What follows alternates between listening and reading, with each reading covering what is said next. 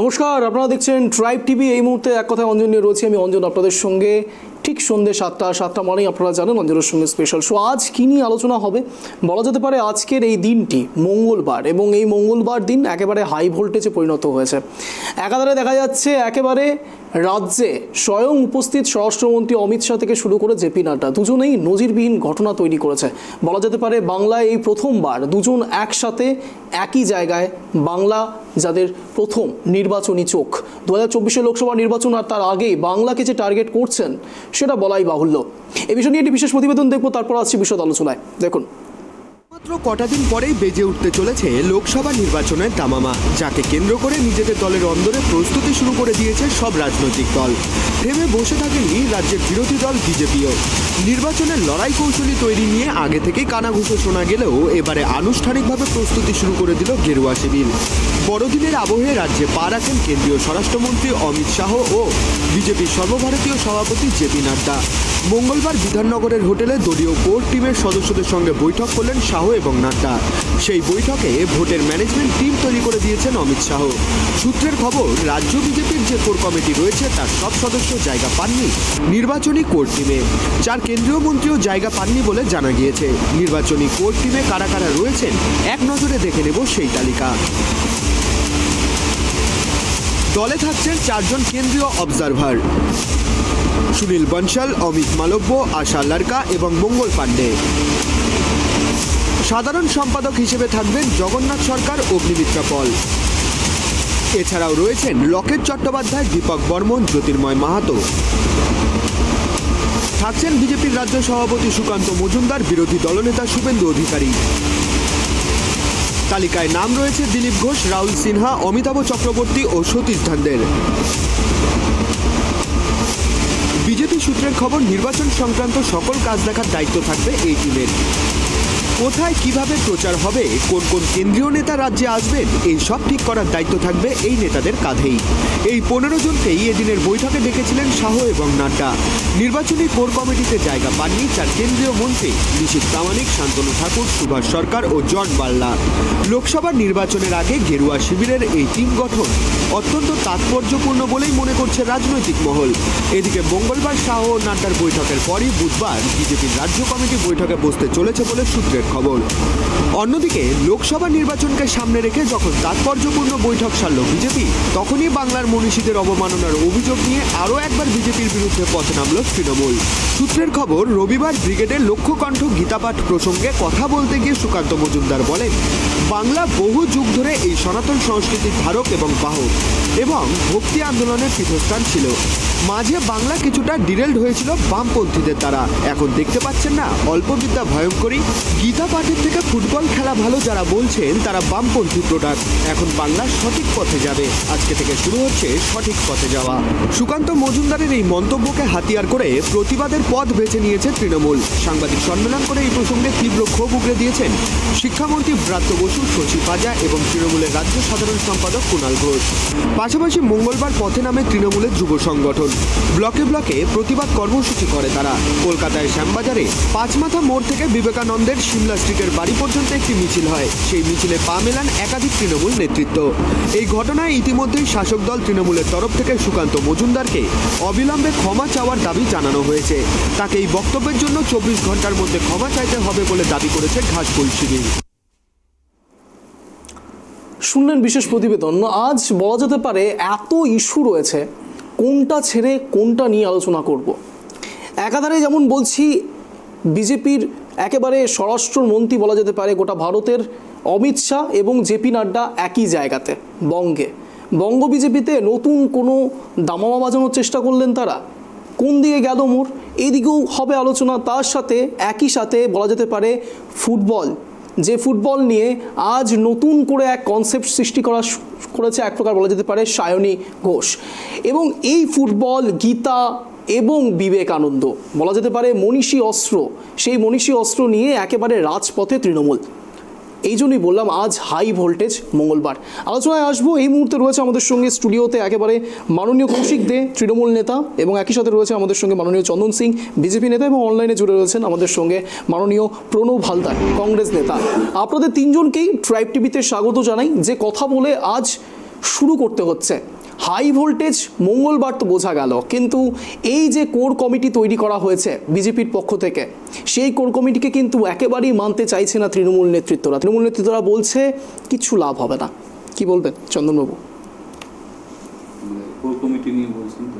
একেবারেই আমাদের ভারতীয় জনতা পার্টির যেটা নিয়ম আছে, যেটা কথা আছে, ব্যক্তির থেকে বড় হচ্ছে দল। দলটাই হচ্ছে আমাদের মেন প্রাধান্য দেওয়া হয়, এবং দল থেকে বড় হচ্ছে দেশ। এবার বিষয় হচ্ছে যে দেখুন, কেন্দ্রের নেতৃত্ব এসছে, তারা সঠিক সিদ্ধান্ত নেবেন, কে কোথায় কাজ করবে না করবে সেটা হচ্ছে তারা ঠিক করবেন। এবার বিষয় হচ্ছে আমাদের পশ্চিমবঙ্গে তো অনেক নেতৃত্ব আছে, এবার সবাইকেই যদি সেই জায়গায় দেওয়া হয় সেটা তো হবে না। সব কিছুর একটা সিস্টেম আছে, নিয়ম আছে।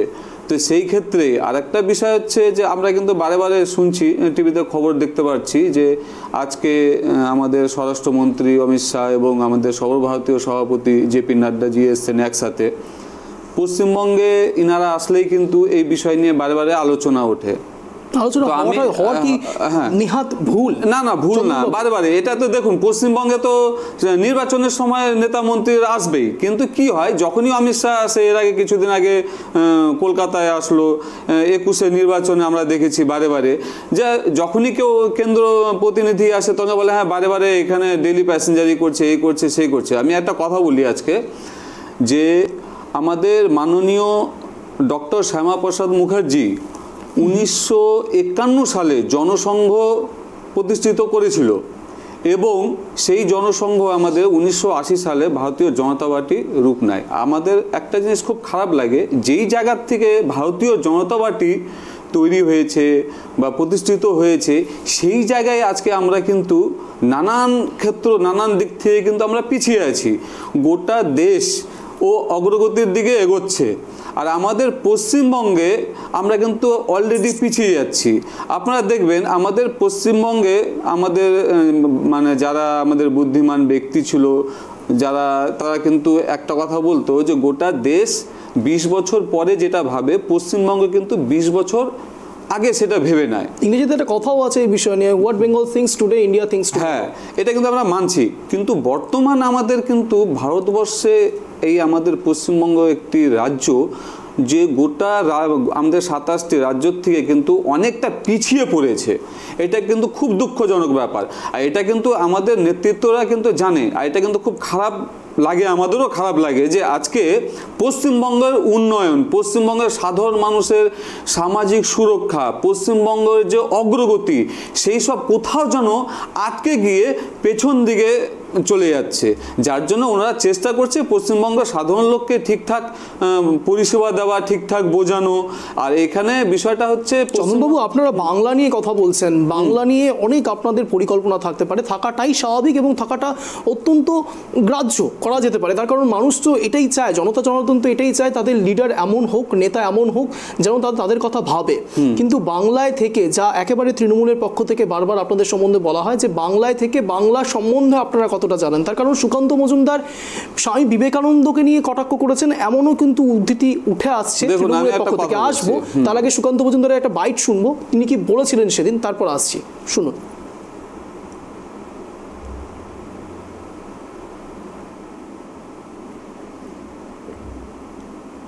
সুকান্ত মজুমদার কি বলেছেন একবার শোনাই। এই সনাতন সংস্কৃতির ধারক এবং বাহক এবং ভক্তি আন্দোলনের পীঠস্থান ছিল। মাঝে বাংলা কিছুটা ডিরেল হয়েছিল বামপন্থীদের দ্বারা। এই এখন দেখতে পাচ্ছেন না, অল্প বিদ্যা ভয়ঙ্করী, ফুটবল খেলা, গীতা পাঠের চেয়ে ফুটবল খেলা ভালো যারা বলছেন, তারা ওই বামপন্থী প্রোডাক্ট আর কি। এখন বাংলা সঠিক পথে যাবে, আজকে থেকে শুরু হচ্ছে সঠিক পথে যাওয়া। এই সনাতন সংস্কৃতির ধারক এবং বাহক এবং ভক্তি আন্দোলনের পীঠস্থান ছিল। মাঝে বাংলা কিছুটা ডিরেল হয়েছিল বামপন্থীদের দ্বারা। এই এখন দেখতে পাচ্ছেন না, অল্প বিদ্যা ভয়ঙ্করী, ফুটবল খেলা, গীতা পাঠের চেয়ে ফুটবল খেলা ভালো যারা বলছেন, তারা ওই বামপন্থী প্রোডাক্ট আর কি। এখন বাংলা সঠিক পথে যাবে, আজকে থেকে শুরু হচ্ছে সঠিক পথে যাওয়া। ফুটবল খেলা গীতা পাঠের থেকে ভালো, এই যে রাজনৈতিক তরজা শুরু হয়েছে, সত্যিই কি গীতা পাঠ নিয়ে রাজনৈতিক মতভেদ করার বা রাজনৈতিক কোনো তর্ক বিতর্ক করার জায়গা থাকে? কি মনে করেন আপনি কৌশিকবাবু? তার কারণ আপনিও একজন মানুষ, আমিও একজন মানুষ, চন্দনবাবুও একজন মানুষ, এবং প্রত্যেকেই আমার মনে হয় গীতার মতো জায়গাকে যথেষ্ট শ্রদ্ধা জানায়। তাহলে এই বিষয় নিয়েও রাজনীতিকরণের কি সত্যি দরকার ছিল? একদমই ঠিক, আপনার কথার সাথে আমি একদমই একমত যে কোনো ধর্মেরই গ্রন্থ পাঠ কোথাও হোক, ধর্মীয় গ্রন্থ পাঠ হোক, সেটা সম্মানের ব্যাপার, সেটা সম্মানের জায়গা। কিন্তু প্রতিটা ক্ষেত্রেই না, মানে প্রতিটা জায়গায় একটা স্থানকাল পাত্র বলে একটা জিনিস আছে। আজকে গীতা পাঠটা এই ভোটের 4 মাস আগে এসে ব্রিগেডে করার পিছনে কিন্তু মানে গীতার প্রতি বা হিন্দু ধর্মের প্রতি ভক্তি নয়, সেটা হচ্ছে রাজনৈতিক হিন্দুত্ব মানে ইমেজটাকে কাজে লাগানোর চেষ্টা করে আজকে এখানে গীতা পাঠটা তৈরি, মানে গীতা পাঠের একটা অনুষ্ঠান প্রোগ্রাম তৈরি করা হলো। আজকে আমাদের কথাটা হচ্ছে যে গীতা পাঠ হোক বা যে কোনো ধর্মেরই যেখানে পাঠ হোক, তাদের একটা নির্দিষ্ট জায়গা আছে। আজকে এই গীতা পাঠটা যদি মন্দিরে করতো তাহলে আমাদের কিন্তু কোনো সমস্যা ছিল না, কিন্তু গীতা পাঠের পিছনে কোথাও যেন একটা হিন্দু ভাবাবেগকে সুশ্রী দেওয়ার একটা চেষ্টা ব্রিগেডে আমরা দেখে এসেছি। দীর্ঘদিন ধরে আমরা দেখে এসেছি সেখানে মিটিং হয়, মিছিল হয়, সেখানে লোকে মর্নিং ওয়াক করতে যায়, বাচ্চাদেরকে আমরা খেলতে দেখেছি, সকালে ফুটবল খেলতে দেখেছি। হঠাৎ করে দেখলাম ব্রিগেডে গীতা পাঠের মঞ্চ তৈরি হয়ে গেল। এই জিনিস তো আমরা কখনো দেখিনি। কিন্তু গীতা পাঠকে খারাপ বলছি না, কিন্তু গীতা পাঠেরও সব কিছুরই একটা স্থানকাল পাত্র বলে একটা বিষয় আছে।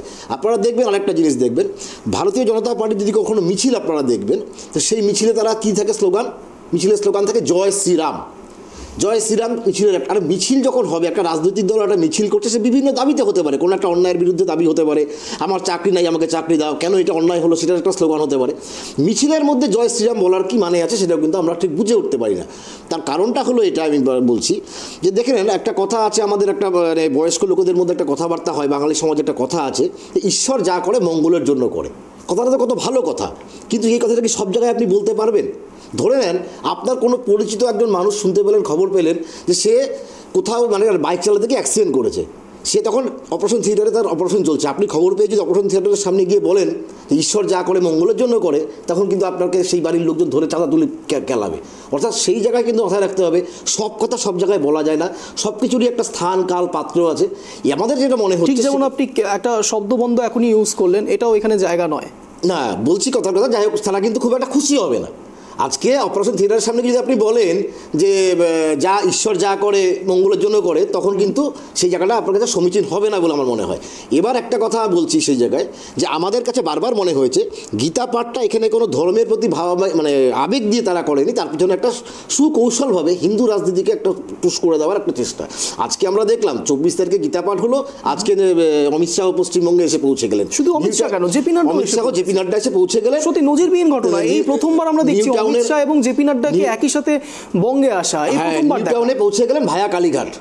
ঠিক আছে, তো সবটার মধ্যেই একটা যেন একটা সাম্প্রদায়িকতার ছোঁয়া নিয়ে তারা এগোনোর চেষ্টা করছে, যাতে এখানে মানে হিন্দুদেরকে একটা বোঝানোর চেষ্টা যে আমরাই তোমাদের মসিহা, আমরা তোমাদের সাথে আছি।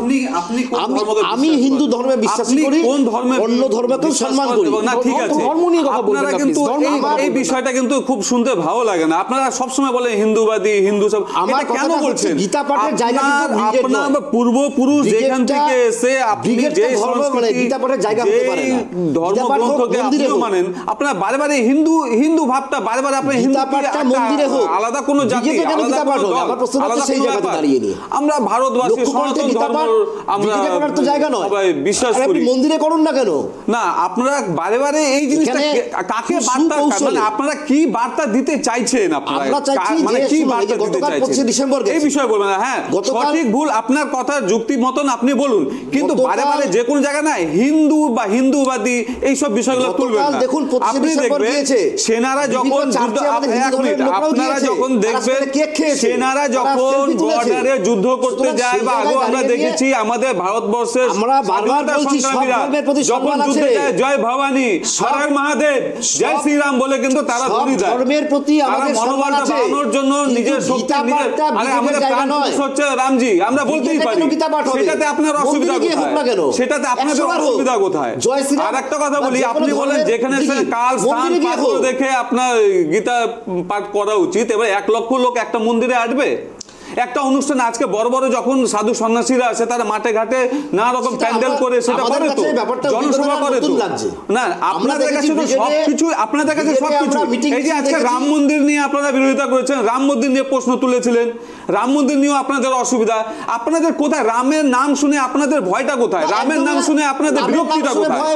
না, রামের নামে আপনাদের এত চিড়চিড়াপন কেন? কোথায় বলতে হবে? আরে আমরা ভারতবাসী যারা রাজনীতির জায়গায় থাক না, আপনি কেন বারবার হিন্দু বিষয়টা তুলে নিয়ে আসছেন? আমরা রাজনীতি করছি, আমাদেরও ভুল ভ্রান্তি থাকতে পারে।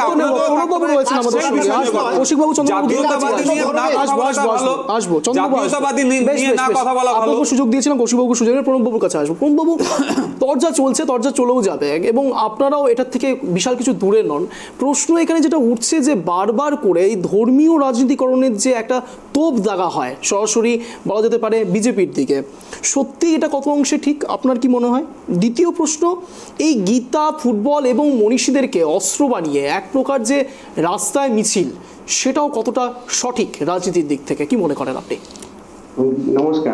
নমস্কার রঞ্জনবাবু, সমস্ত দর্শকবৃন্দদের নমস্কার জানাচ্ছি। সঙ্গে আমার আবার যারা পাচ্ছেন সমস্ত দর্শকদেরকে নতুন বছর আগামী আসছে সেটা শুভেচ্ছা, সঙ্গে আমি বড়দিনের শুভেচ্ছা সকলকে জানাচ্ছি। তো যে প্রসঙ্গে আলোচনা হচ্ছিল আমার একটু হাসি পাচ্ছিল বিষয়বস্তুগুলো নিয়ে। আলোচনা বেশ প্রাসঙ্গিক হচ্ছে, কিন্তু পশ্চিমবঙ্গ আর গোটা ভারতবর্ষের মধ্যে এখন এমন একটা জায়গায় এসে দাঁড়িয়েছি আমরা, সেই জায়গায় দাঁড়িয়ে বলতে গেলে ভারতবর্ষের রাজনীতি আর পশ্চিমবঙ্গের রাজনীতির মধ্যে দুটোর মধ্যে এমন একটা পরিস্থিতি তৈরি হয়েছে, বর্তমানে ভারতবর্ষ আর পশ্চিমবঙ্গের মধ্যে কোনো আলাদা কিছু দেখছি না। কারণ ভারতবর্ষের বুকে এখানে গণতন্ত্র সাংবিধানিকভাবে আমাদের সংগঠন, আমাদের গণতন্ত্র যখন প্রতিষ্ঠা হয় 1950 সালে, সংবিধান রচিত হয় ডক্টর আম্বেদকর সাহেবের নেতৃত্বে, তখন থেকে আমাদের বলা হয়েছিল ভারতবর্ষের বুকে যে মৌলিক অধিকার যেগুলো রয়েছে 6টি, তার মধ্যে ধর্ম একটা বড় ফ্যাক্টর। সেখানে ধর্ম নিয়ে যার ইচ্ছা ধর্ম নিয়ে তারা প্রচার প্রভাব করতে পারে, বা ধর্ম নিয়ে তার স্বাধীনতা রয়েছে যে কোনো ধর্মের মানুষেরই। সেখানে হিন্দু, মুসলিম, খ্রিস্টান সমস্ত মানুষের কথাই বলা রয়েছে। কিন্তু বর্তমানে আমি এই 2023 সালে এসে দেখতে পাচ্ছি পশ্চিমবঙ্গ আর ভারতবর্ষের মধ্যে আমাদের রয়েছে বিজেপি সরকার, এই দুটো তৃণমূল আর বিজেপির মধ্যে একটা বিষয় নিয়ে বারবার রয়েছে। এই এতক্ষণ ধরে আলোচনা হলো, আমার প্রথম প্রশ্নের উত্তর রয়েছে আজ জেপি নাড্ডা বা আমার অমিত শাহ স্বরাষ্ট্রমন্ত্রী এসছেন পশ্চিমবঙ্গ, ওয়েলকাম, আসতেই পারেন। ওনারা ভারতবর্ষের বড় নেতা, স্বরাষ্ট্রমন্ত্রী, শুধু বড় নেতা বলে নয় প্রণববাবু, শুধু বড় নেতা বলে নয়, যে কোনো ব্যক্তি ভারতবর্ষের যে কোনো প্রান্তে যেতে পারে, গণতান্ত্রিক একদম গণতন্ত্র রয়েছে, যেতেই পারেন। তার দলের প্রচার করতে আসবেন না তার সঙ্গের প্রচার করতে হবে, তাদের ব্যক্তিগত দলের ব্যাপার, এটা শুনে আমার কোনো মত নেই। পশ্চিমবঙ্গের সব জায়গায় যেতে পারেন, ভারতবর্ষের বিভিন্ন রাষ্ট্রে স্টেটে যেতে পারেন। পশ্চিমবঙ্গে গতকালকে এসে তার দলের মিটিং প্রোগ্রাম করলেন, সেটা তাদের ব্যাপার। কিন্তু আমার বক্তব্য হচ্ছে, আপনি যখন আসছেন তখন কেন বারবার ধর্মীয় সুশ্রুণি দিচ্ছেন? আমি একজন হিন্দু, লর্ড রামকে আমি শ্রদ্ধা করি, সম্মান জানাই, বাট আপনি যখন আসছেন পশ্চিমবঙ্গে শুধু হিন্দুত্ববাদীর কথা বলছেন। কেন পশ্চিমবঙ্গে কি মুসলিম নেই? কেন পশ্চিমবঙ্গে খ্রিস্টান নেই, জৈন নেই, বৌদ্ধিস্ট নেই? পশ্চিমবঙ্গে তো বিভিন্ন মানুষ রয়েছে, ইভেন ভারতবর্ষের সমস্ত ধর্মের মানুষ ভারতবর্ষে বাস করে। কিন্তু পার্টিকুলার পশ্চিমবঙ্গে এসে আমরা গত বিধানসভা ইলেকশনে দেখলাম যেখানে হিন্দু আর মুসলিম ত্রাস নিয়ে খেলা হচ্ছে। কেন উল্লেখ নেই বিজেপি? কেন উল্লেখ নেই স্বরাষ্ট্রমন্ত্রীর কোনো কথাতে? না এখানে শুধু হিন্দু নেই, কেন এই ব্রিগেডের সভা করা হলো এই লোকসভা 4 মাস পর? লোকসভায় একই প্রশ্ন, আপনিও সেম প্রশ্ন করছেন। আপনারা কৌশিকবাবু, চন্দনবাবু, আমি আসবো আবার আপনার কাছে আসবো, চন্দনবাবুর কাছ থেকে উত্তর নেওয়ার চেষ্টা করবো। চন্দনবাবু, আপনি ফেলে দিতে পারবেন না এটা কিভাবে আপনি নিজেকে ডিসক্রাইব করবেন? একই কথা প্রণববাবুও বলছে, কৌশিকবাবু বলছে যে এই ধর্মীয় রাজনীতিকরণ করার প্রচেষ্টা কেন বারবার করে ব্রিগেডে কেন আপনারা সমাবেশ করলেন? আপনি তার উত্তর দিলেন মন্দিরে এতগুলো লোকের জায়গা হবে না, কিন্তু 2024 লোকসভা নির্বাচনের আগেই কেন গীতা পাঠ? এই বিষয়ে কি বলবেন? দেখুন, এখন আমাদের ভারতবর্ষে যে বিরোধীরা আছে তারা কিন্তু সব কিছু বিষয়কে তারা রাজনীতির প্রেক্ষাপটে নিয়ে যাচ্ছে। এটা কিন্তু খুব বাজে জায়গায় বা খুব। চন্দ্রবাবু, আপনার কাছে একটা প্রশ্ন, হ্যাঁ, গীতা জয়ন্তী দিবস কবে? হ্যাঁ, গীতা জয়ন্তী দিবস কবে? 23 তারিখ। তাহলে 24 তারিখে ব্রিগেডে এই যে সমাবেশটা হলো ব্রিগেডে, এই গীতা পাঠ, লক্ষ্য কণ্ঠে গীতা পাঠ, এটা কি সেই জন্যই করা, নাকি শুধুমাত্র 24 লোকসভা নির্বাচনের আগে বাংলার মানুষদেরকে সত্যি একটা ধর্মীয় রাজনীতিকরণ করানোর একটা প্রচেষ্টা? দেখুন, আমাদের নতুন বছরের 22 তারিখে আমাদের অযোধ্যা রাম মন্দির প্রাণ প্রতিষ্ঠা হবে। তার আগে আমাদের গীতা পাঠ হচ্ছে। এবার বিষয় হচ্ছে যে আমাদের ধর্মীয় কোনো বিষয় কোনো অনুষ্ঠান হলে বিরোধীরা এখানে কিন্তু হিন্দুবাদী তকমা লাগাচ্ছে বা একটা ভোটের রাজনীতি করা বলছে। আমাদের কিন্তু এই ধরনের প্রোগ্রাম বা এই ধরনের অনুষ্ঠান কিন্তু সারা বছরই চলতে থাকে কোথাও না কোথাও দেখবে বাংলাতে। এবং আজকে বাংলাতেই দাদা বললেন, আচ্ছা আজকে কিন্তু আমাদের যে স্বরাষ্ট্রমন্ত্রী অমিত শাহজি এবং জেপি নাড্ডাজি আর গুরুদুয়ারাতেও গিয়েছিল। এবার বিষয় হচ্ছে আমরা কিন্তু কোনো সময় কোনো ধর্মকে কিন্তু আমরা যে বলি যে না সেটা করতে হবে না, তাকে আমরা সাপোর্ট করি না, তা না। কিন্তু যেখানে যেখানে বিজেপি সরকার আছে দেখবেন সব ধর্মের লোক কিন্তু মিলে মিশে কিন্তু ভালোভাবে আছে। কিন্তু আমাদের পশ্চিমবঙ্গে কেন জানি এই ধর্ম নিয়ে বিজেপি পার্টিটাকে নিয়ে শুধু একমাত্র সাম্প্রদায়িক দল বলে কিন্তু প্রচার চালাচ্ছে। আর এটা করে নিয়ে না এই বাংলাতে বিশেষ করে এবং দেখবেন প্রত্যেকটা ক্ষেত্রে কিন্তু একই কথা বলে আছে, যার জন্য কিন্তু পশ্চিমবঙ্গের আজকে এই হাল।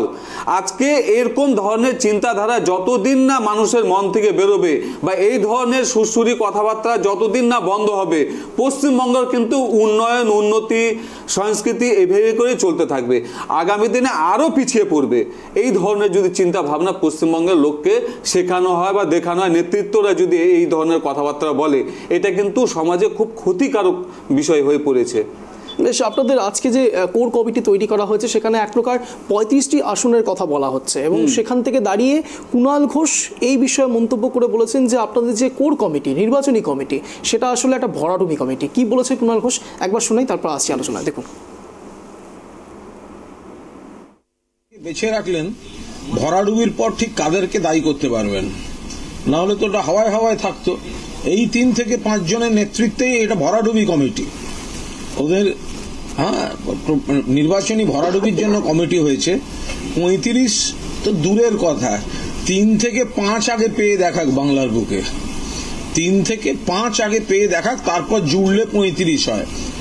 আর অমিত শাহজি যতবার আসেন 2021 সালের ওই বিধানসভা নির্বাচন থেকে শুরু করে ডেইলি প্যাসেঞ্জারি, তাতে নরেন্দ্র মোদীজি অমিত শাহজি তারা ডেলি প্যাসেঞ্জারি করেও জিততে পারেন না। তারা ডেলি প্যাসেঞ্জারি করলে আমাদের একটা সুবিধা হয়, তাদের মুখ যতবার দেখবে, তাদের কুকীর্তির কথা যতবার বাংলার মানুষের মনে পড়বে, বাংলার প্রতি বৈষম্য প্রতিহিংসা অপমান, তত বেশি no vote to BJP, vote for Trinamool, এটা দৃঢ়ভাবে মানুষের মধ্যে একটা চেতনা তৈরি করে। ফলে যত বেশি আসবে তত ভোটে হারবে, যতবার আসবে তত আসনে হারবে।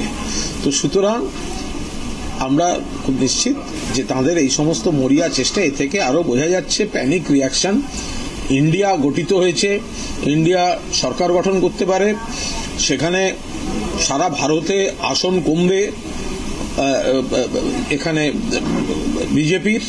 ফলে তারা মরিয়া হয়ে চারদিকে ঘুরে বেড়াচ্ছেন দোকান খুলতে। এগুলো হচ্ছে প্যানিক রিয়াকশন। কালীঘাট মন্দির একটা দর্শনীয় স্থান, বাংলার ঐতিহ্য। সেখানে একজন তিনি অন্য রাজ্য থেকে এসে দেখতে গেছেন, এরকম কত মানুষ দেখতে যান, তো দেখতে গিয়েছেন, এ তো ভালো। তো বাংলা শীতকালে পর্যটকদের পক্ষে খুব ভালো, রাজনৈতিক পর্যটকদের পক্ষেও ভালো। শীতকালের এই মিঠে রোদ্দুর মেখে আসবেন, ঘুরবেন, বিভিন্ন জায়গায় যাবেন, বাড়ি ফিরে যাবেন, মিটে গেল। কালীঘাটে গিয়েছেন, এরকম তো সবাই যান।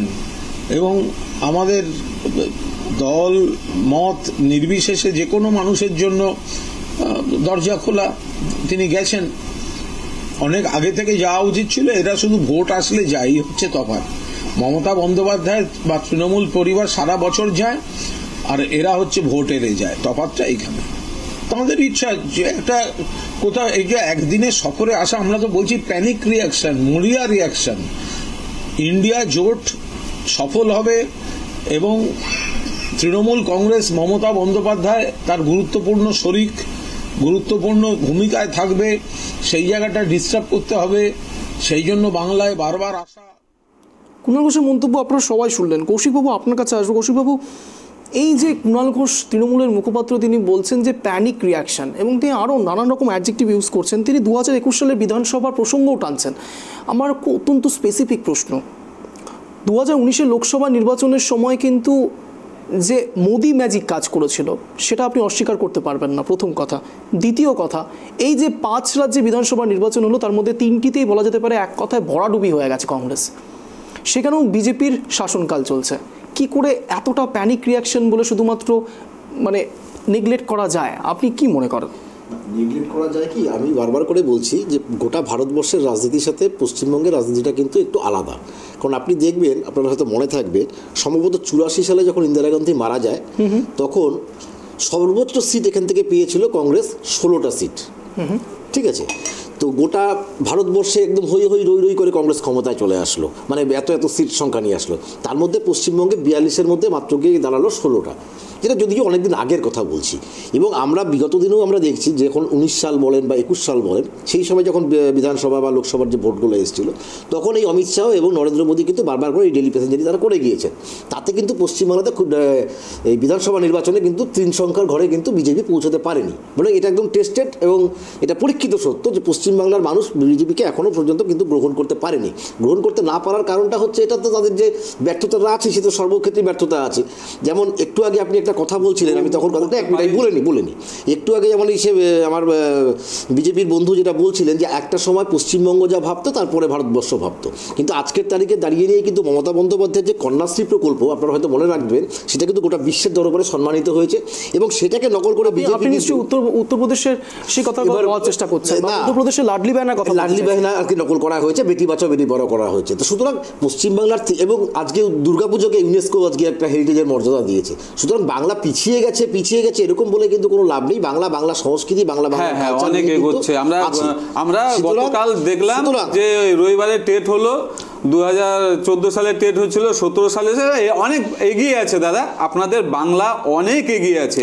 আর একটা কথা, না বলছি, না আমারও বাংলা, কিন্তু একটু আগে একটা কথা আলোচনা হচ্ছিল যে আমাদের হয়তো পশ্চিমবঙ্গের এই আমাদের বাঙালি সংস্কৃতি হয়তো বিজেপি ঠিকঠাক বসছে না বা মানতে পারছে না, বাংলার লোক বিজেপির সঙ্গে হয়তো করতে পারছে না। কিন্তু একটা কথা বলি আপনাদেরকে, বারে বারে এই কথাটা কিন্তু উঠে আসেই, কোথাও যেন বাঙালিরা বিজেপির কালচার, বিজেপির সংস্কৃতিকে হয়তো মেনে নিচ্ছে না, যার জন্য পশ্চিমবঙ্গে বিজেপি আসছে না।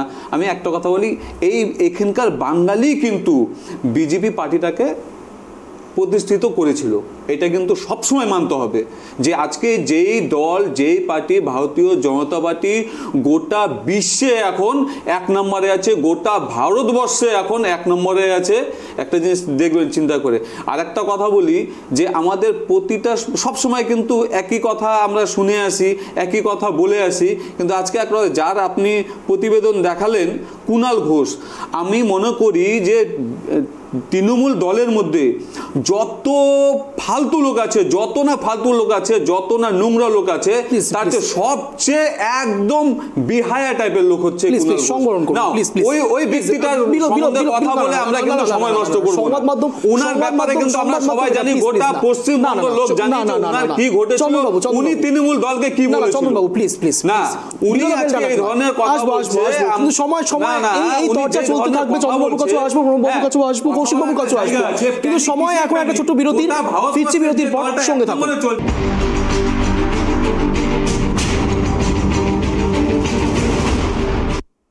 ফিরে এলাম বিরতির পরে। যে বিষয় নিয়ে আলোচনা চলছে দীর্ঘ 1 ঘন্টা ধরে, সেই বিষয়ে আলোচনা হবে। তার কারণ হাই ভোল্টেজ মঙ্গলবার বলা যেতে পারে। একদিকে যখন দেখা যাচ্ছে এই বঙ্গে একই সাথে অমিত শাহ এবং জেপি নাড্ডা, এবং অন্যদিকে দেখা যাচ্ছে বিবেকানন্দকে ইস্যু করে বলা যেতে পারে তৃণমূলের মনীষী অস্ত্র মোহরা, এবং সেই মোহরাকে কেন্দ্র করে বিজেপি কি সত্যি বিপাকে পড়ছে? উত্তর তো নেব, কিন্তু তার আগে প্রণববাবুর সঙ্গে কথা বলবো। প্রণববাবু, বিষয়গুলোকে কিভাবে দেখছেন? আপনারা এখন কংগ্রেস করছেন, কংগ্রেস নেতা আপনি, রাজ্যের যে পরিস্থিতি এই মুহূর্তে দাঁড়িয়ে, আপনি কি মনে করেন যে সত্যি আপনাদের ইন্ডিয়া জোট করার সত্যিই দরকার ছিল? তার কারণ তৃণমূল কংগ্রেসের দিকে একাধিক দুর্নীতির বিভিন্ন প্রসঙ্গ আসছে। সেই সুবাদে জাতীয় স্তরে আপনাদের মনে হয় ইন্ডিয়া জোট করাটা সত্যিই দরকার ছিল? দেখুন, এই মুহূর্তে ভারতবর্ষের, আমি যেটা বলছিলাম, শুনছিলাম কথাগুলো, এই মুহূর্তে ভারতবর্ষের বুকে ইন্ডিয়া জোটের যে প্রসঙ্গিক, সেটা আমি বলবো জোট প্রসঙ্গে প্রাসঙ্গিক আলোচনা চলছে। এই মুহূর্তে কোন রকম ভাবে সিট বন্টন হয়নি। তো ভারতবর্ষের বুকে এই মুহূর্তে বিজেপি সরকার যেভাবে সরকার চালাচ্ছে, সেই সরকারের বিরুদ্ধে সমস্ত ভারতবর্ষে যে সমস্ত বিরোধী দল রয়েছে তারা একজোট হয়ে একটা ইন্ডিয়া জোটের করার চেষ্টা করছে। এই মুহূর্তে তৃণমূলের সঙ্গে আমাদের এই মুহূর্তে কোনো আসন বন্টন হয়নি এই রাজ্যের ক্ষেত্রে। তো সেক্ষেত্রে আমরা ইন্ডিয়া জোটের ব্যাপারটা আমাদের কেন্দ্রীয় নেতৃত্ব দেখছে, বিষয়টা নিয়ে আমি বড় বেশি করে বলবো না। তো যে প্রসঙ্গে আমি কথা বলছিলাম, দুটো কথা বলবো আমি। যে 2019 সালে লোকসভা ইলেকশন যখন এলো, সেই লোকসভা ইলেকশনে মোদী সরকার অনেক বড় বড় প্রতিশ্রুতি দিয়েছিলেন। বলেছিলেন যে ভারতবর্ষের বুকে 15 লক্ষ টাকা করে প্রত্যেক অ্যাকাউন্টে দেওয়া হবে, সাধারণ মানুষের 2 কোটি প্রায় অ্যাকাউন্টের উপর দেওয়া হবে বলেছিলেন। বছরে 2 কোটি চাকরি দেবেন। কোথায় গেল জানি না প্রতিশ্রুতি এগুলো।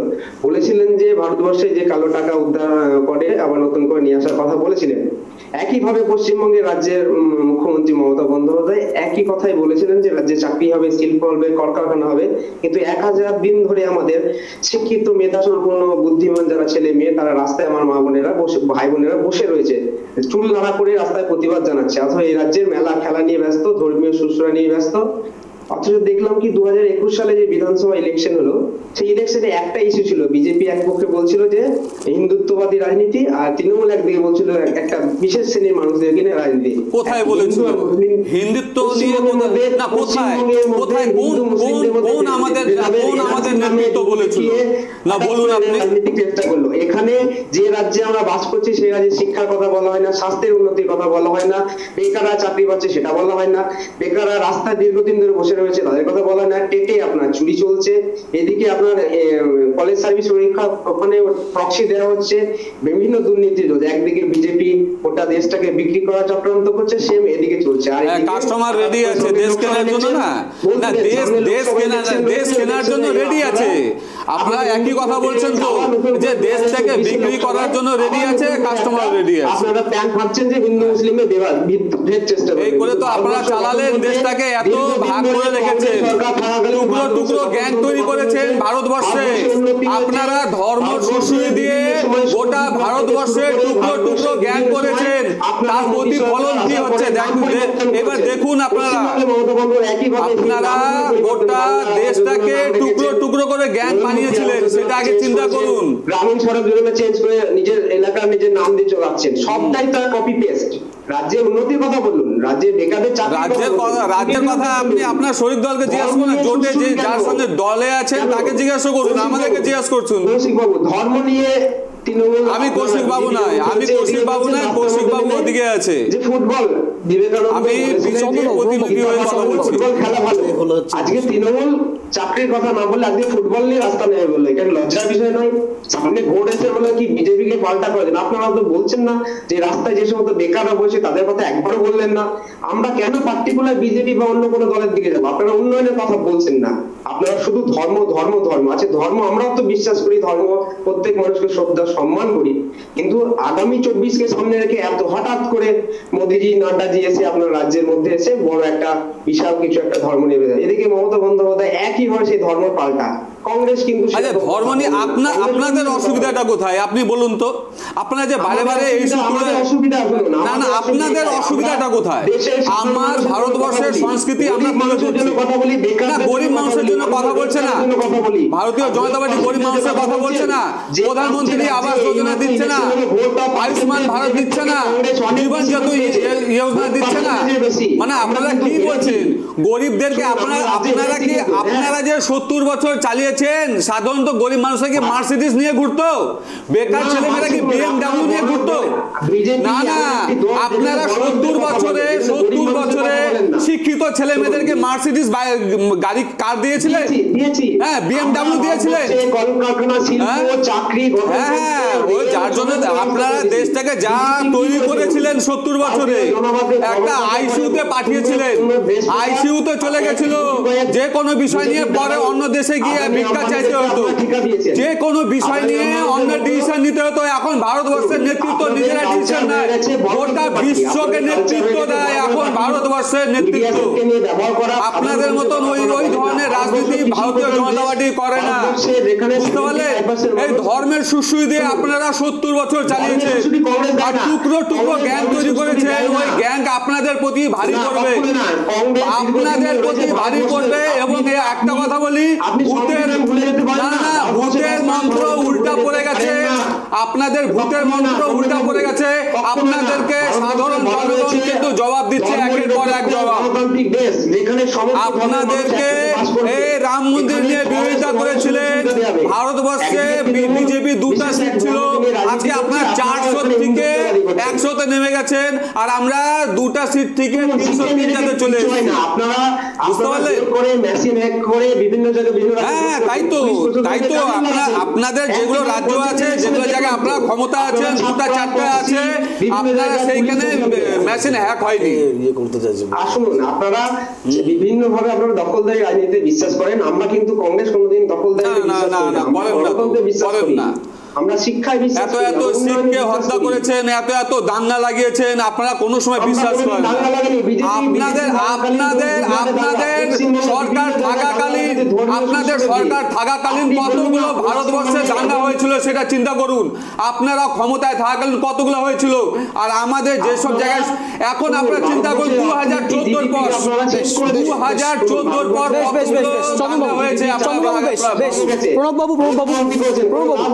প্রণববাবু ঠিক আছে, আপনারা আসবো, চন্দ্রবাবু আসবো, প্রণববাবু আসবো, না ওই আপনারা ধর্মের সুশ্রী দিয়ে মানুষের মধ্যে ভেদাভেদ সৃষ্টি করছেন, আমরা করছি না। প্লিজ চন্দ্রবাবু আসবো, প্রণববাবু আসবো, চন্দ্রবাবু প্লিজ প্রণববাবু আপনার কাছেই আসবো।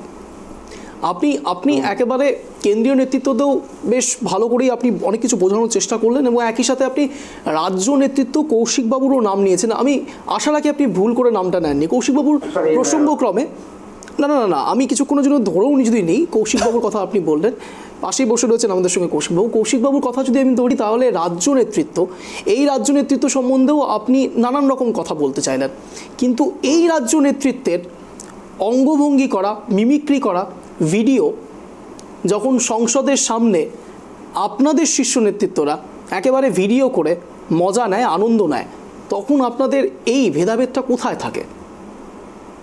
দেখুন, সেই বিষয় বলতে একটা মজার বিষয় হয়েছিল। তৃণমূল কংগ্রেসের যিনি সাংসদ কল্যাণবাবু, তিনি মজা করে একটা কিছু অঙ্গভঙ্গি করছিলেন, আমাদের নেতা রাহুল গান্ধী হয়তো সেটাকে ভিডিও করছিলেন, বিষয়বস্তুটা সেটা একটা আউট অফ সংসদের বাইরে করছিলেন, সেটা তাদের প্রত্যেকের একটা নিজস্ব মত রয়েছে। এটা নিয়ে আমি বেশি কিছু বলবো না, কারণ সংসদীয় গণতন্ত্রের বাইরে তারা এক্সট্রা করতেই পারেন। এটা নিয়ে ট্রোল হচ্ছে ফেসবুকে। সংসদীয় গণতন্ত্রের বাইরে ওনারা করতেই পারেন? আপনি কি বলছেন এটা? না শুনুন, তাদের এটা বাইরে, এর মধ্যে কেউ এটাকে নিয়ে মজা করার জন্য ফেসবুক বা টুইটারে ছেড়েছে, সেটা আমার নেতা রাহুল গান্ধী বা আমার নেতা অধীর চৌধুরী বা কংগ্রেস এটা প্রশ্রয় দেয় না। তারা তাদের মতো করেছে, কিন্তু ভিডিও দাঁড়িয়ে কিন্তু মজা নিচ্ছিল, আপনার নেতৃত্ব মজা নিচ্ছিল, সেখানে ভিডিও করছিল যে আগামীতে নাকি প্রধানমন্ত্রী হওয়ার স্বপ্ন দেখছে, সে একটা ভারতের সংবিধানকে নিয়ে তুচ্ছ মজাক করছিল সেখানে। আমি প্রণববাবুর থেকে উত্তর নেবো, প্রণববাবু বলুন, আপনি বলুন। দেখুন, সেখানে একটা মজার বিষয় ওটা করছিল, সেটা নিয়ে গণতন্ত্রে সেটাকে নিয়ে অন্য কোনো দলকে কি বলছে সেটা বিষয়বস্তু না। আমরা বিষয়টাকে নিয়ে মজা করার বিষয় বলতে তৃণমূল কংগ্রেস একটা মজারই দল, সেই বিষয়টা নিয়ে ওটা করছিল, সেটা নিয়ে হয়তো ভিডিও করছিল। তৃণমূল কংগ্রেস একটা মজারই দল, কৌশিকবাবু এক প্রকার, তার মানে ওনার কথা অনুসারে, এবং রাহুল গান্ধীকে যদি কিছুক্ষণের জন্য আমি ধরে নিই, শীর্ষ নেতৃত্ব তিনি ভিডিওটা করেছেন, আমার বলতে খুব খারাপ লাগছে, কিন্তু কি বেসিসে তাহলে এটা উনি বলতে চাইলেন, মানে কি বলতে চাইলেন প্রণববাবু, কৌশিকবাবু? আশা রাখি আপনিও বুঝতে পারছেন তৃণমূল কংগ্রেস একটি মজার দল, এবং সেই মজার দলের একজন ব্যক্তিত্ব ভিডিও করা হচ্ছে। কৌশিকবাবু, একটা এমন একটি দল যেখানে হিন্দুত্ববাদী নিয়ে চলে, আর তৃণমূল কংগ্রেস এমন একটি দল যেখানে তাদের কোনো নীতিহীন নেই, আদর্শহীন একটি দল, যার কোনো নীতিও নেই, আদর্শও নেই, তারাই রাজ্যটাকে চালাচ্ছে। আর সেই ভিডিওগুলো আপনারা করছেন প্রণববাবু। আইএনডিএ জোট হচ্ছে, আগামী দিনে হলে আমরা উদ্বোধন করব। বেশ আমি কৌশিকবাবুর থেকে উত্তর নেব। প্রণববাবুর কথা অনুসারে, কথা প্রসঙ্গে কৌশিকবাবু আপনার থেকে উত্তর নেব। তৃণমূল কংগ্রেস একটি হাস্যকর দল, কি বলবেন? না হয়তো উনি ব্যাপারটাকে অন্যভাবে বলতে চাইছে, আমি ঠিক বুঝলাম না উনি কথাটা বলছেন ঠিকই। না, উনি পরিষ্কার নিজে বলে যে হাস্যকর কথা যদি বলে, যদিও বলাটা আপনার কাছে কতটা সমীচীন হলো আমি ঠিক বুঝলাম না, কিন্তু হাসির ভিডিও বা মিমিক যদি দেখেন আপনি ইউটিউবে সবচেয়ে বেশি দেখা যায় রাহুল গান্ধীর। কিন্তু আমরা একটা কথা বলছি, আজকের তারিখে দাঁড়িয়ে নিয়ে এটা কিন্তু আমাদের কাছে প্রাসঙ্গিক কথা নয়। আমাদের যেটা মুদ্রা উদ্দেশ্য থেকে কিন্তু আমরা সরে যাচ্ছি। আমাদের যেটা উদ্দেশ্য ছিল সেখান থেকে না সরে, হ্যাঁ সেটা এইটা একটা ঠিক নয় যে মজার দল। আজকে যদি মজার দলই থাকতো তাহলে 34 বছরের এই জগদ্দল পাথর সিপিএমকে সরাতে পারতো না যদি কংগ্রেসের মমতা বন্দ্যোপাধ্যায় থেকে যেত। আজকে নতুন দল তৈরি করেছিল তৃণমূল কংগ্রেস, এবং সেই আপনার কাছে যেটা মজার দল বলে মনে হচ্ছে, সে কিন্তু গোটা বামফ্রন্টকে মজা দেখিয়ে ছাড়ছে আজকে। যারা একটা সময় ঘোকসাডাঙ্গা, যারা এক সময় 2011 সালে কংগ্রেস সঙ্গে ছিল জোটে, কংগ্রেসের সঙ্গে নিয়ে কংগ্রেসের কোলে চেপে 2011 সালে তৃণমূল কংগ্রেস ক্ষমতায় ছিল। কংগ্রেস সে তো কংগ্রেস সিপিএম এর সাথেও ছিল, আইএসএফ এর সাথেও ছিল, বিভিন্ন জায়গায় বিভিন্ন সময় ছিল, কোথাও মুসলিম লীগের সাথেও ছিল। যাদেরকে বারবার করে বলছি তৃণমূলে তাদের সঙ্গে আমি বারবার করে বলছি, আপনারা কিন্তু 24-এ একসাথে আছেন। আজকের তারিখে দাঁড়িয়ে নিয়ে আমাদের মনে হয় যেহেতু এখনো আমাদের সিট শেয়ারিংটা কমপ্লিট হয়নি, বিজেপির মতো একটা শক্তিশালী দলকে হারাতে গেলে পরে আমাদের একত্রিত হওয়া দরকার। এটা দিদি বারবার করে বলে এসছে, কারণ গণতন্ত্রকে বাঁচাতে গেলে আমাদের একটা জোট হওয়া দরকার আছে। এবং এতগুলো দলের একটা জোট, সেই জোটে কোথাও কারো একটু মিল কারো একটু অমিল হতেই পারে, সেটা একটু সিট শেয়ারিংয়ের জন্য একটু সমস্যা হতে পারে। কিন্তু আমাদের মনে হয় আইএনডিএ জোটটাকে যদি আমরা শক্তিশালী রাখতে চাই, তাহলে পরে আমার মনে হয় যে টিভির সামনে দাঁড়িয়ে একটু ভেবে চিন্তে কথাটা বললে বলে মনে হয় জিনিসটা ভালো। বেশ, একেবারে অন্তিম লগ্নে চলে এসেছি। আপনার সঙ্গে একটা একমত আমি মতে। আমার যেহেতু ঊর্ধ্বতন কর্তৃপক্ষ আমাদের কেন্দ্রীয় নেতৃত্ব তৃণমূল কংগ্রেসের সঙ্গে একটা আলোচনা বিষয় উঠছে, সেই বিষয়টা নিয়ে আমার বলা উচিত নয়, কারণ আগামী দিনে যখন আমাদের জোট হবে তখন বৃহত্তর স্বার্থে আমাদের এই সাম্প্রদায়িক বিজেপিকে হটানোর জন্য আমাদের একজোট হতেই পারে। একেবারে বেশ বেশ বেশ আজ যে বিষয় নিয়ে কথা হয়েছে, নির্বাচনী কমিটি তৈরি করা হয়েছে। আগে ফুল টেক্সট প্লেট আমরা দেখবো, তারপরে এই শোয়ের টাইম ফ্রেমের মধ্যে আমরা আসবো। আগে একবার দেখিয়ে নিই, পিসিআরকে বলবো সেই ফুল টেক্সট প্লেট চালানোর জন্য। কেন্দ্রীয় অবজারভার হিসেবে সুনীল বনসাল বিজেপি নেতাকে রাখা হয়েছে। নির্বাচন কমিটি 15 জন সদস্য রয়েছেন। কেন্দ্রীয় অবজারভারের মধ্যে রয়েছেন অমিত মালব্য, বিজেপি নেতা। আর কে রয়েছে একবার দেখাচ্ছি আপনাদেরকে। বলা যেতে পারে আশা লারকা, বিজেপি নেত্রী, তিনিও কিন্তু কেন্দ্রীয় অবজারভার। এবং তার সাথে রয়েছে জগন্নাথ সরকার, বিজেপি নেতা, তিনি সাধারণ সম্পাদক পদে রয়েছেন এই নির্বাচনী কমিটিতে। অগ্নিমিত্রা পল, বিজেপি নেত্রী, তিনিও সাধারণ সম্পাদক হিসাবে রয়েছেন এই নির্বাচন কমিটিতে। লকেট চট্টোপাধ্যায়, বিজেপি নেত্রী, তিনি সাধারণ সম্পাদক হিসাবে রয়েছেন এই নির্বাচনী কমিটিতে 15 জনের মাঝে। দীপক বর্মন, বিজেপি নেতা, তিনিও সাধারণ সম্পাদক। জ্যোতির্ময় মাহাতো, বিজেপি নেতা, সাধারণ সম্পাদক এই নির্বাচন কমিটির 15 জনের মধ্যে ইনিও একজন সদস্য। সুকান্ত মজুমদার, বিজেপি রাজ্য সভাপতি, তিনিও এই অন্যান্যদের মধ্যে রয়েছেন। বাকি যারা রয়েছেন নির্বাচন কমিটির মধ্যে, বলা যেতে পারে বিরোধী দলনেতা শুভেন্দু অধিকারীও রয়েছেন এই নির্বাচনী কমিটিতে, এবং দিলীপ ঘোষ, বিজেপি নেতা, তিনিও রয়েছেন এই নির্বাচন কমিটিতে। রাহুল সিনহা, বিজেপি নেতা, তিনিও রয়েছেন। অমিতাভ চক্রবর্তী, বিজেপি নেতা, তিনিও রয়েছেন নির্বাচনী কমিটিতে এই 15 জনের মাঝে। সতীশ ধন্ত, বিজেপি নেতা, তিনিও রয়েছেন নির্বাচনী কমিটিতে 15 জনের মাঝে।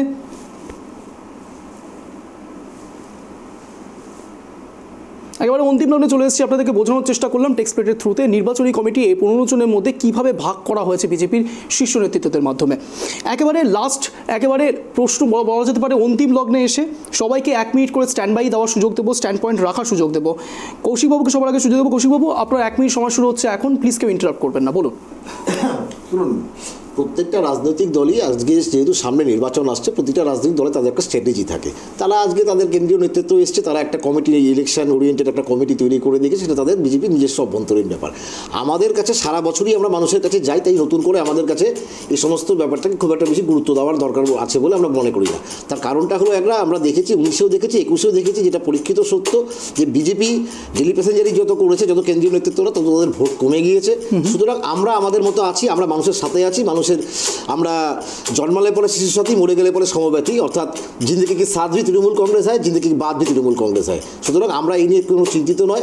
আমরা হাসতে হাসতে আমাদের টার্গেট আছে যে আমরা 42 যে লোকসভা আমাদের কেন্দ্রেও রয়েছে, তার মধ্যে আমরা নিশ্চিতভাবে আমরা অনেক প্রায় 90% সিটি আমরা পাবো বলে আমরা আশাবাদী। সুতরাং কে আসলো, কে গেল, কে নিউ টাউনের হোটেলে গেল ভায়া কালীঘাট, আর কে কোথায় গীতা পাঠ করলো, সেটা নিয়ে আমরা খুব একটা চিন্তিত নয়। আমরা সব দলের প্রতি শ্রদ্ধা রেখে এবং সবাইকে সাথে নিয়ে আমরা চলতে চাই।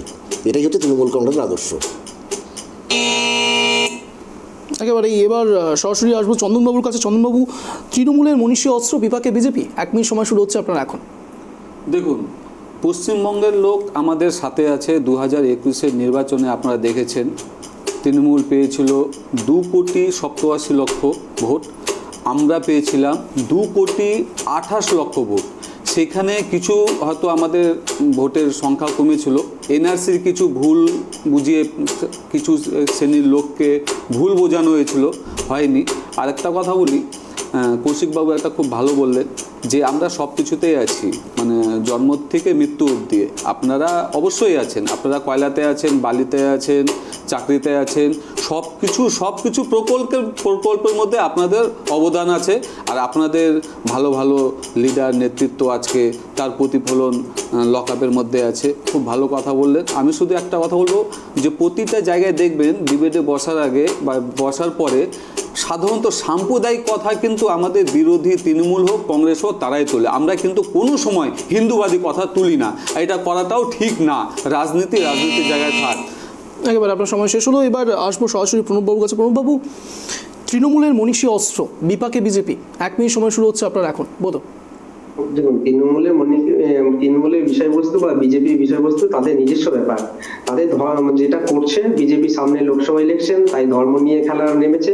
তৃণমূল একইভাবে তারা পক্ষান্তরে ব্যাটিং করে যাচ্ছে যে ওই ধর্মটাকে আমরা নতুন করে বিজেপিকে আটকানোর জন্য একটা নতুন করে স্লোগান দিয়ে রাস্তায় নেমে তারা একটা আন্দোলন করার চেষ্টা করছে। আমরা ওদিকে যাব না। আমাদের কংগ্রেস ভারতবর্ষের প্রথম থেকে ছিল, জন্মলগ্ন থেকে ভারতবর্ষের আমাদের রাজনৈতিক কংগ্রেস ছিল, আছে, থাকবে। আগামী দিনে সাধারণ মানুষের কথা বলবে, বেকারদের কথা বলবে, খেটে খাওয়া মানুষদের কথা বলবে, রাজ্যের উন্নতির কথা বলবে। আমরা বৃহত্তর ভাবে কংগ্রেস প্রত্যেক মানুষের কাছে পৌঁছেছিলাম আগেও, আগামী দিনে পৌঁছাবো, প্রত্যেকে বাড়ি বাড়ি পৌঁছাবো। আর তৃণমূল আর বিজেপি কি করছে সেটা আমাদের দেখার বিষয় নয়। আগামী দিনে জোট হলে সে তখন দেখা যাবে। কারণ এখন আমরা চাইবো পশ্চিমবঙ্গে শ্রীবৃদ্ধি হোক, সমৃদ্ধি হোক, পশ্চিমবঙ্গে আবার জগত সবাই শ্রেষ্ঠ আসনে যা, পশ্চিমবঙ্গের উন্নয়ন কামনা করি। ভারতবর্ষের আগামী দিনে আমরা কংগ্রেসের হাত ধরে 2024 সালে পুনরায় আবার ভারতবর্ষের উন্নতি শুরু হবে। আমাদের রাহুল, আপনার সময় শেষ হলো। একেবারে আপনাদের তিনজনকে 1 মিনিট করে সময় দিয়েছিলাম এবং আপনাদের তিনজনকে ট্রাইব টিভিতে আসবার জন্য অশেষ ধন্যবাদ। এবং যে কথা বলে আজকের এই স্পেশাল শো শেষ করতে হচ্ছে একেবারে অন্তিম লগ্নে এসে, মনীষী হোক কিংবা গীতাপাঠ কিংবা ফুটবল যাই হোক না কেন, সেটা কখনোই রাজনীতির অঙ্গ হতে পারে না। এবং এই জিনিসগুলো দিয়ে কখনো যদি সত্যি কোনো দল বা কোনো রাজনৈতিক পরিকাঠামোর মধ্যে ফেলবার চেষ্টা করে, তাহলে সেটার উত্তর কিন্তু সামনে 2024-এর লোকসভা নির্বাচনে এই আঙুল দিয়ে হবে। নজর থাকবে, নজর রাখুন ট্রাইব টিভির পর্দায় এরকমই টান শো দেখার জন্য সন্ধ্যে 7টায় ঠিক এক কথায় অঞ্চলে। ধন্যবাদ।